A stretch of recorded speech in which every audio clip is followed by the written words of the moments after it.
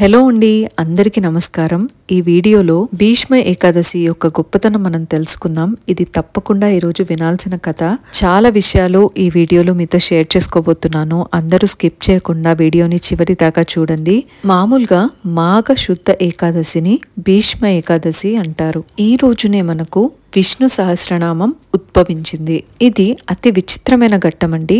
ఒళ్ళంతా బాణాలు తిగి అంపశయ్య మీద ఉన్న బ్రహ్మచారి అయిన భీష్ముడు అంత్యకాలంలో ఈ విష్ణు సహస్రనామాన్ని బోధించడం జరిగింది. ఇంద్రుడు విష్ణుమూర్తి యొక్క అనుగ్రహంతోనే రాక్షసులపై విజయాన్ని సాధించారు. మనం సంకల్పించిన దానిలో విజయం సాధించడానికి ఆ రోజు ఆ పరమాత్ముని ధ్యానించి పూజించి ఏదైనా మంచి పనులు తలపెడితే మీకు తప్పకుండా విజయం లభిస్తుంది. మనం అనుకున్న పనుల్లో విజయం సాధించడానికి ఈ రోజుని చాలా ఉత్తమమైన రోజుగా చెప్పవచ్చండి. అందుకే ఈ రోజును జయ ఏకాదశి అని కూడా అంటారు. అసలు ఈ ఏకాదశికి భీష్మ ఏకాదశి అన్న పేరు ఎలా వచ్చిందంటే, మహాభారత యుద్ధంలో కీలక పాత్ర పోషించిన భీష్ముడు పేరు మీద ఏర్పాటు చేసిందే ఈ భీష్మ ఏకాదశి. తాను అనుకున్న రోజున అనుకున్న సమయానికి మరణాన్ని పొందేలా భీష్ముడు తన తండ్రి నుండి వరాన్ని పొందాడు. ఈ కారణం వల్లనే ఉత్తరాయణ పుణ్యకాలం వచ్చేంత వరకు 56 రోజుల పాటు అంపశయ్యపై వేచి ఉండి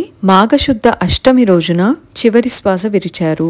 ఆనాటి నుంచి ఈనాటి వరకు భీష్మాష్టమిగా ప్రసిద్ధి చెందింది. వాసుదేవుని ఎదురుగానే 1000 నామాలతో ఆయనను కీర్తించడం జరిగింది. అవి అనంతకాలంలో విష్ణు సహస్రనామాలుగా ప్రసిద్ధికెక్కడం విశేషం. తన పట్ల ఆయనకున్న భక్తి గ్రహించిన వాసుదేవుడు ఆయనపై గల అభిమానంతో ఈ ఏకాదశికి భీష్మ ఏకాదశిగా నామకరణం చేశారు. ఈ రోజున తనను పూజించిన వారికి, ఏకాదశి వ్రతాన్ని ఆచరించిన వాళ్ళకి విశేషమైన పుణ్యం లభిస్తుందని శ్రీకృష్ణుడు వరమిచ్చారు. ఆనాటి నుండి ఈనాటి వరకు మాఘశుద్ధ ఏకాదశిని భీష్మ ఏకాదశిగా మనం జరుపుకోవడం మొదలవుతుంది. అందుకే భీష్ముల వారు మరణించిన మాఘశుద్ధ అష్టమి నాడు తరువాత వచ్చే ఏకాదశి నాడు విష్ణు సహస్రనామం పఠిస్తే సకల సుఖాలు చేకూరుతాయని పురాణాల్లో తెలియజేశారు. ముఖ్యంగా ఈ భీష్మ ఏకాదశి రోజున విష్ణు సహస్రనామం ప్రత్యేకంగా పారాయణం చేసినట్టయితే ఆ ఫలితం చాలా ఎక్కువగా ఉంటుంది. అనుకున్న పనులు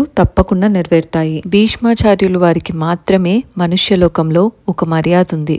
ఆయన ధర్మమాచరించిన మహాపురుషుడు గనుక తల్లిదండ్రి ఉన్న వాళ్ళు కూడా భీష్మ ఏకాదశి నాడు తప్పకుండా ఒక పని చేయాలి. ఆ రోజు ఉదయాన్నే తలస్నానం చేసి, మీకు తల్లిదండ్రులు ఉన్నా సరే భీష్మాచార్యుల వారికి తర్పణం ఖచ్చితంగా ఇవ్వాలి. భీష్మ ఏకాదశి గురించి వివరంగా చెప్పానని అనుకుంటున్నానండి. ఈ కథను ప్రతి ఒక్కరూ తెలుసుకోవాలి, ఈ రోజు ప్రతి ఒక్కరూ వినాలి అంటారు. మీరు ఒక్క చిన్న లైక్ చేయడం వల్ల ఈ వీడియో ఎంతో మందికి రీచ్ అవుతుంది. మీకు తెలియకుండానే ఎంతో మందికి మీరు ఈ జ్ఞానాన్ని షేర్ చేసిన వాళ్ళు అవుతారు. సో లైక్, షేర్ చేయడం మర్చిపోకండి. ఇలాంటి ఎన్నో విషయాలు మన ఛానల్లో షేర్ చేస్తూ ఉంటాను. నా వీడియో మీరు ఫస్ట్ టైం చూస్తున్నట్టయితే సబ్స్క్రైబ్ చేయడం మర్చిపోకండి.